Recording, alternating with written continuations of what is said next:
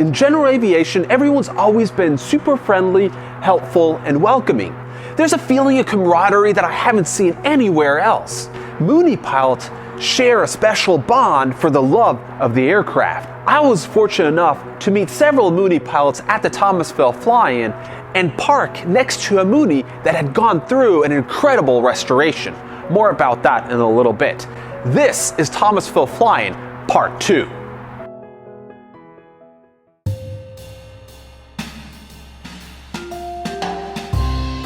Morning coffee, vanilla latte served to go. I drink it slow. Morning coffee, cappuccino, hold the phone. So at Thomasville Fly-In, really kind of a lucky happening, I guess. When I came in and landed, I saw a guy waving and running by me. And he's like, what's going on? And he's pointing to his shirt, which is a Mooney logo. So I'm like, oh, I gotcha. I know what you're doing. So, we kind of circle around, and I saw his Mooney, and I parked right next to him, which is a really, really happy kind of circumstance.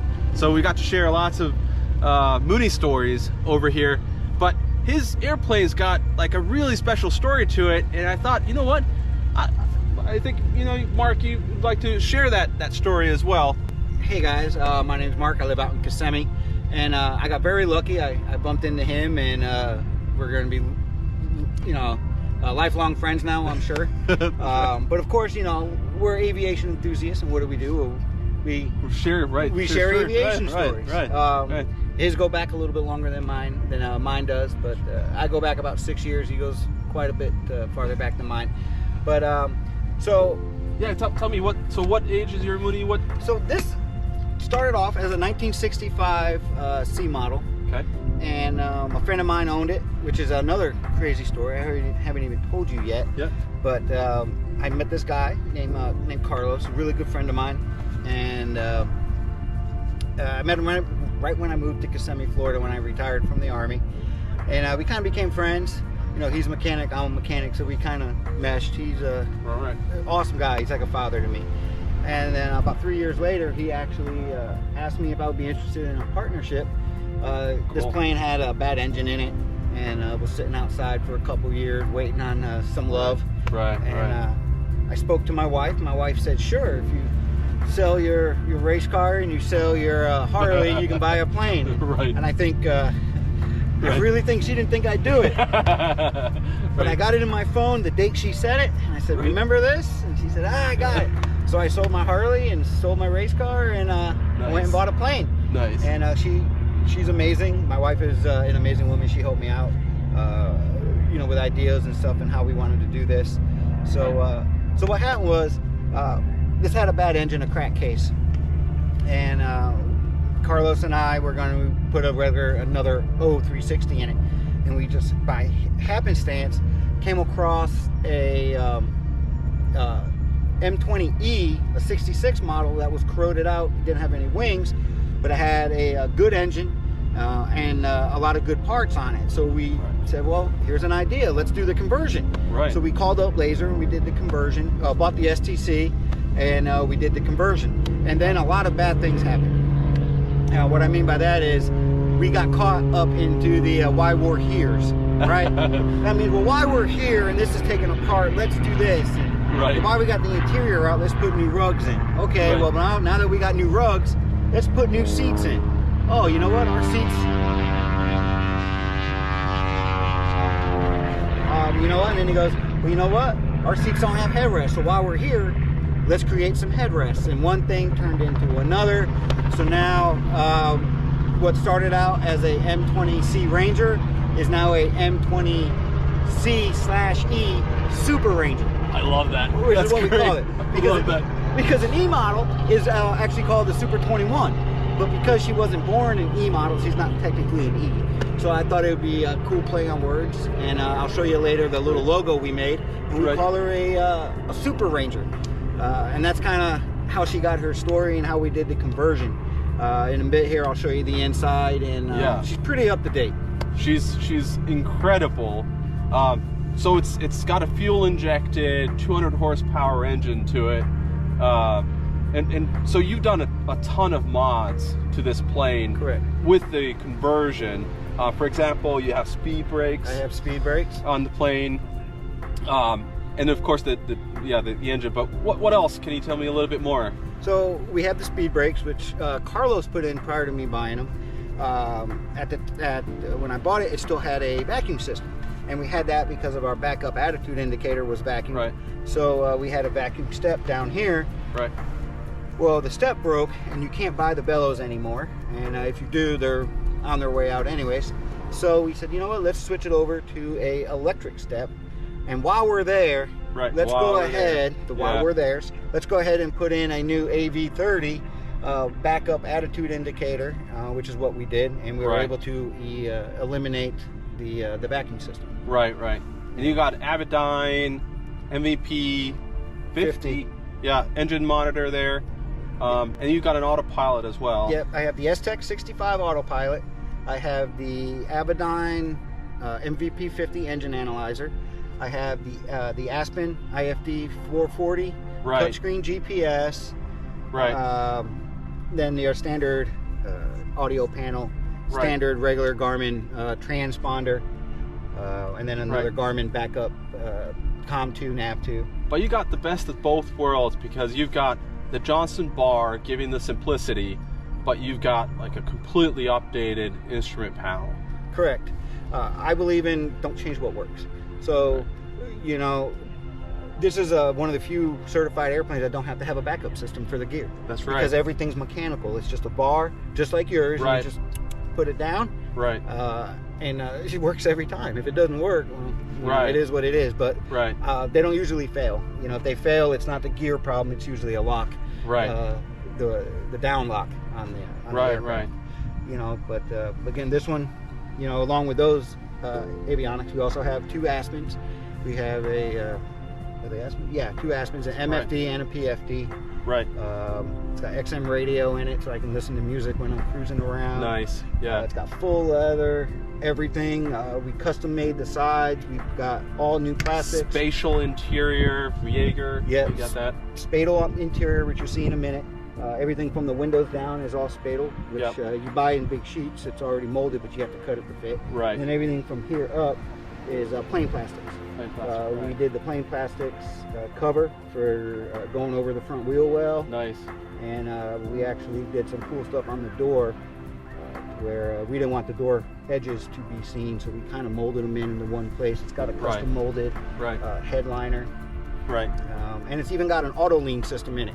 So I Right. just tell it, do I want it to fly rich or lean of peak, and by how many degrees? And there's a little servo that moves the controller back and forth. And I just tell it what I want it to do, and the airplane does it. Right. And that's so cool. I've actually never heard of an auto lean, but the concept is just fantastic. I love that idea that you can just set your temperature where you want the rich a peak or lean a peak, and the system kind of takes care of it and just manages Oh, it automatically. It absolutely does. There's a servo that connects to your controller. Yeah. It's got a little quick connect, and it's got warning lights. So if it runs away, if you have an error, you Right. get an audible warning. I think it's audible. Right. But you have a red light on the dash. And Yeah. It says run away, and it's just That's quick like incredible. that, and you just disconnect it, and it's back to manual control. Right. You know, Right. you take off with it in manual, and when you get up to cruise, you just connect it, tell it what you want. Right. It's got a separate temperature probe going to the number 3 is what Right. we're going to do on this one, and it's just That's incredible. Now, you do have one more additional thing I want to talk about, which is a really kind of an interesting story by itself. Your battle damage. so back in 1942. No, 242, right? no. Before I bought the plane, my good friend Carlos landed one day, and he realized he had a bullet hole in the side of the plane. There's one on this side, and there's one on that side. Right. The bullet went through one side, kind of hit the fuselage, stopped, but made a crack in the little area, and they found the bullet sitting down here in the fuselage. So Right. This makes for a good little war story. There's one of these on each side. That's right. This one and the other one's kind of backwards just a little bit. Right. That's incredible. Absolutely incredible. So thank you so much for showing the plane. Really cool plane in immaculate condition. Super great to meet you over here and Absolutely. get to know you. So Yeah. thank you so much. This is great flying. Yeah. The second time I've been here. First time in my own plane. I wish my co-owners. I own this with two other people. Carlos and Don. I wish you were here with me this weekend. But next year we'll borrow a bunch of planes. We'll all come here and we'll all. That's right. We'll park right next to each other and do a little booty meet. Yeah. Thank you so much. Hey man, no problem at all. I love talking to you. Thank you. Thank you. Huge thanks to all of the fly-in organizers who did a wonderful job with the event. I look forward to coming back next year. Welcome on board, guys, again on this flight. Just left Thomasville, returning back home to Gwinnett County.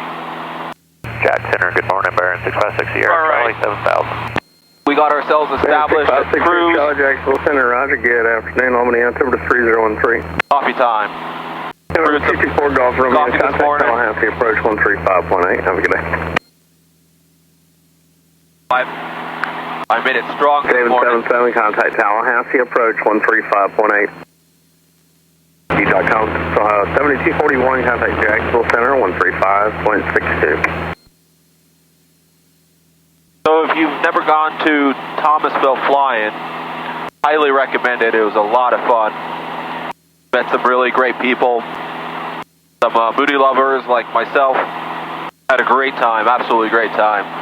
They definitely put up a really nice mini 1402 Jacksonville Center, Roger, Sunday, Tampa, 220 for a final.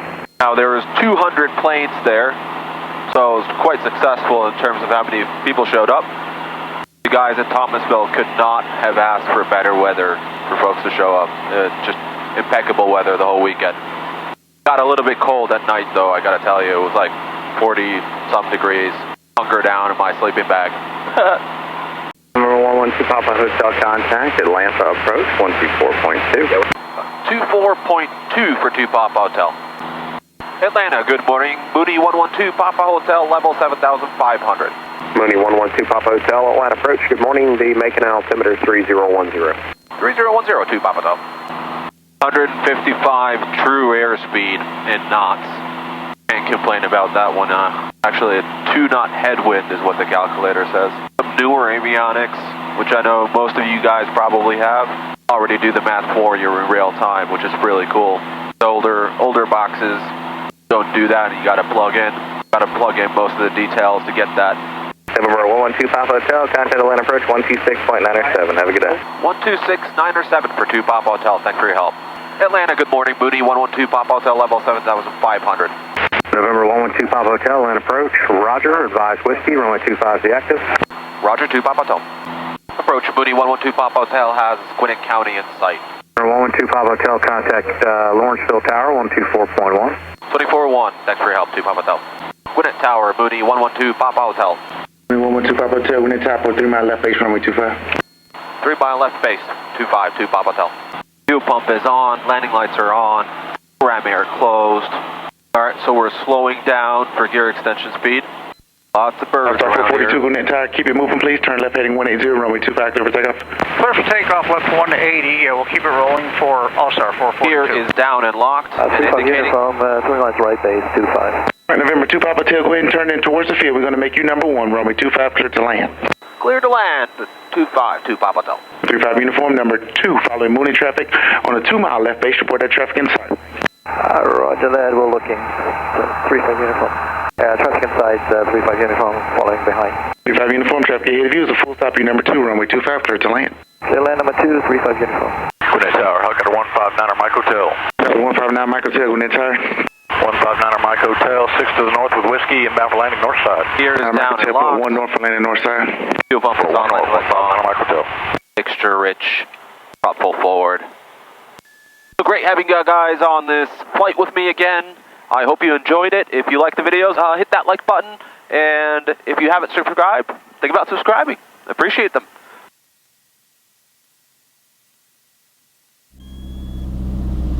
American 93 Alpha Sierra, number 2, clear to land runway 25.